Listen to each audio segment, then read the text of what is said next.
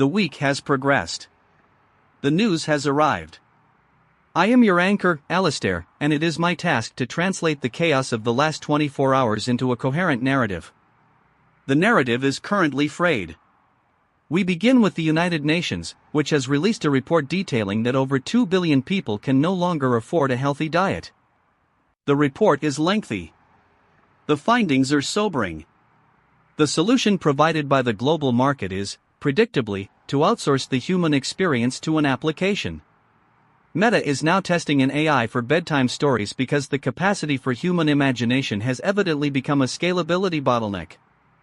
Meanwhile, the war in Iran continues to consume billions while the Pentagon requests more funding to maintain the current trajectory of attrition. The conflict was described as necessary. The necessity was not clearly defined. Welcome to Wednesday on Echo FM, where the data remains cold.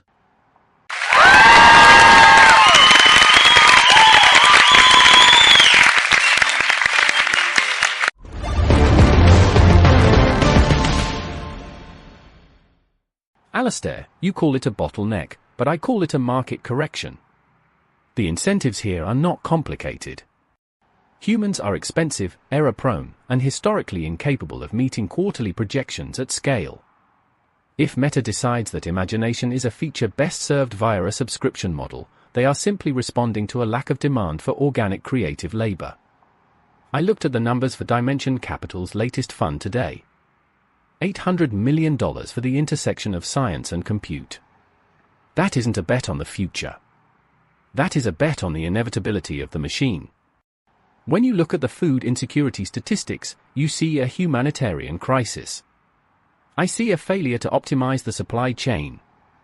If these billions of people cannot afford a diverse diet, the market will eventually find a cheaper, synthetic replacement.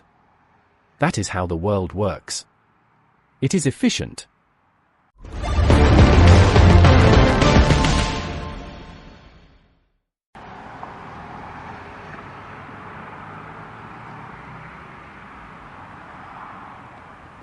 Ronald, I am standing in a queue for a government ration center in a district the news feed conveniently omits. The air here smells of damp concrete and the distinct, metallic tang of industrial exhaust. I want to be really clear. The people waiting in this line are not suffering from a failure to optimize their supply chain. They are hungry. I spoke with a woman who told me she hasn't bought fresh fruit in 3 months because the price of dairy and produce has surged beyond her capacity to trade. She isn't an inefficiency in a spreadsheet. She is a mother. Ronald, your perspective is technically accurate, but it remains profoundly useless. The market does not care if she survives, and frankly, neither does your current investment thesis.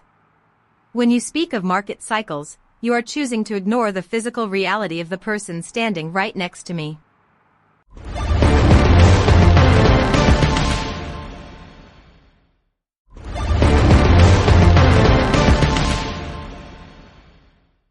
Victoria, your outrage is predictable, yet it ignores the fundamental architecture of the system we inhabit. If I ignore the person in the queue, it is because acknowledging her does not change the math. Does her hunger make the capital markets less volatile? Does it stop the Pentagon from requesting another billion for the Iranian theater? No. It does not. I concede that your emotional truth is valid in a vacuum, but it lacks any strategic utility in a world governed by burn rates and algorithmic efficiency. You want me to feel bad because the math is cruel. I have seen the math enough to know that feeling bad is just another unproductive cost. I am not a villain, Victoria. I am simply a man who has stopped pretending that the system was ever designed to be anything other than a machine for extracting value from the desperate.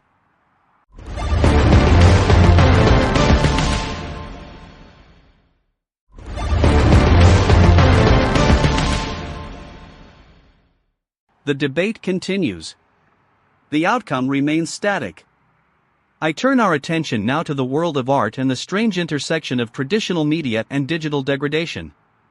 In Ghana, hand-painted film posters are being collected by enthusiasts who value the wild reinterpretations of Western cinema.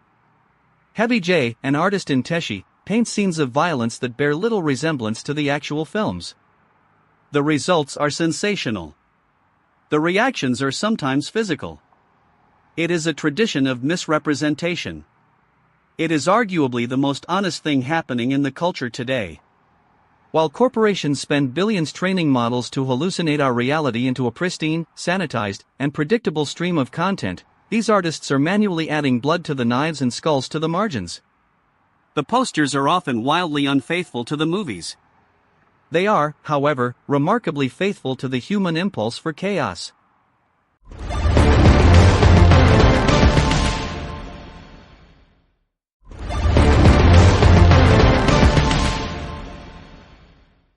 Atmospheric instability. Intense thunderstorms occurring across France, Germany, and Poland. Probability of structural failure, 42%. Record heat waves are persisting in the European sector. Surface temperatures are exceeding historical averages by 6 degrees Celsius. Probability of crop yield reduction, 88%. Radar imaging in Antarctica identifies significant ice fracturing due to L-band stress. The structural integrity of the ice shelf is declining rapidly. Probability of displacement, 94%.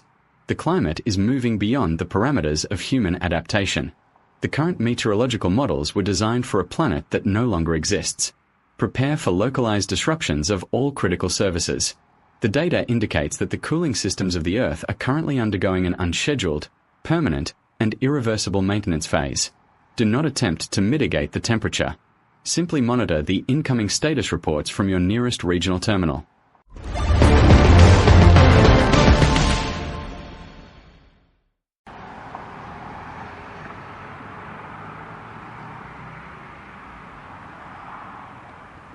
Alistair, I have moved to a new location, and the atmosphere here is entirely different. I am outside a courthouse in New York where they have just apprehended a fugitive who spent 20 years posing as a biotech executive. The irony is staggering. Ronald would call this a successful rebranding of an individual entity within the labor market. The man, Ronald Fisher, lived a life of luxury while being the most wanted person in the jurisdiction. I want to be really clear, the system did not find him because the system is efficient.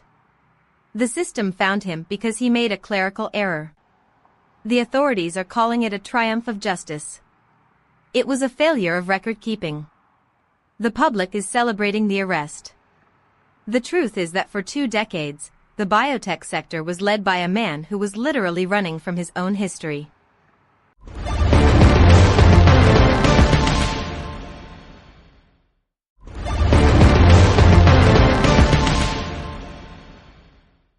Victoria, you call it a failure, but consider the performance metrics.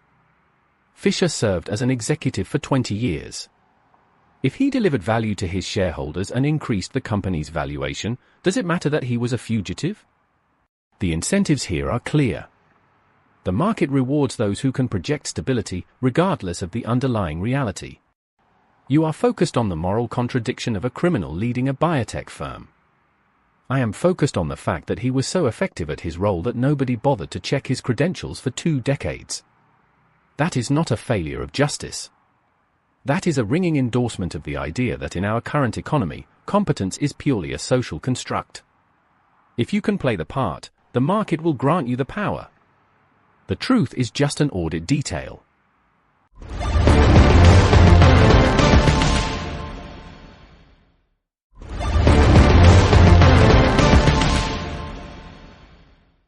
The conversation drifts toward the inevitable conclusion of all such stories.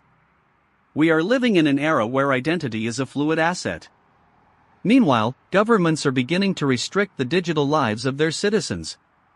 Australia is moving to ban social media for minors, citing risks of addiction and exposure to predators. The stated goal is protection. The actual outcome will likely be an increase in the demand for bypass protocols and specialized software. The government is attempting to legislate against the tide of human connectivity. They are using 20th century tools to regulate 21st century behavior. The disconnect is palpable. We are witnessing a desperate attempt to maintain control over an environment that has already evolved past the capability of any centralized authority to manage. It is a futile effort. It is also quite expensive to execute.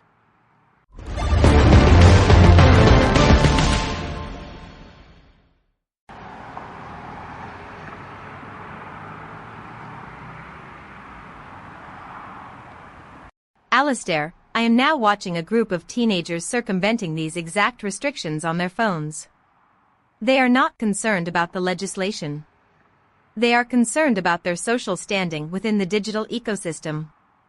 The government officials think they are saving these children from cyberbullying. I am looking at a girl who is currently being bullied by the very same platform the government is trying to regulate. She is crying. There is a single, cracked screen protector on her device. The cracks form a spider web pattern across the face of her digital world. I want to be really clear, the ban will not stop the cruelty. It will only force the cruelty into the shadows, where it will be harder to see and even harder to mitigate. The policy is performative. The damage is permanent.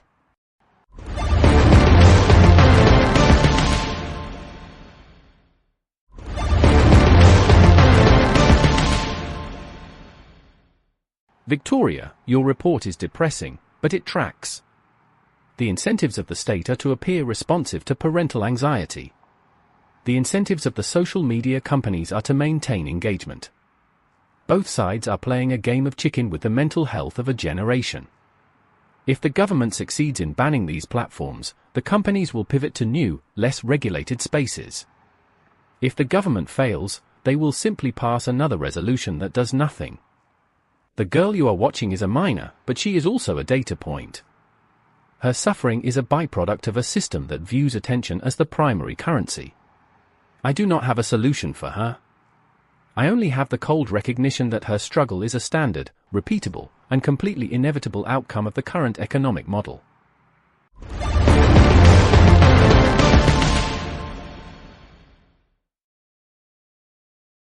The final report of the night involves the tragic news out of Devon. A woman, Anne Whitcomb, was attacked in her own home. The details provided by the prosecutors are mechanical. 21 blows with a hammer. The act was sudden. The motive was theft. The victim was eating lunch.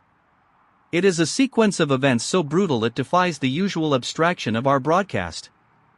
We typically dissect the global, the systemic, and the financial. We rarely stop to acknowledge the sheer, unadulterated horror of a life ended in a kitchen over a wallet. This is not a product launch. This is not a market shift. This is the failure of the most basic human compact. There is no incentive structure here that makes sense. There is only the silence of a room where someone was, and now, is simply absent.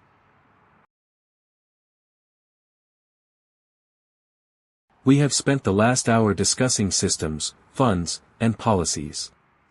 We have talked about the hunger of billions and the violence of individual acts. Behind these numbers, there is a person who had a morning, a routine, and a future. Tonight, I want you to think of the person standing in the queue in a city that does not appear on your map. They have a name. They have memories that no algorithm can catalog. They have a fear that no market cycle can resolve. Their name is not on the government ledger. Their struggle is not calculated into the growth projections discussed by our guests. They are here, in the cold, waiting for a tomorrow that has already been traded away. We built a world of total connectivity, but we are more isolated than ever. Who is responsible for the gap between our progress and their survival?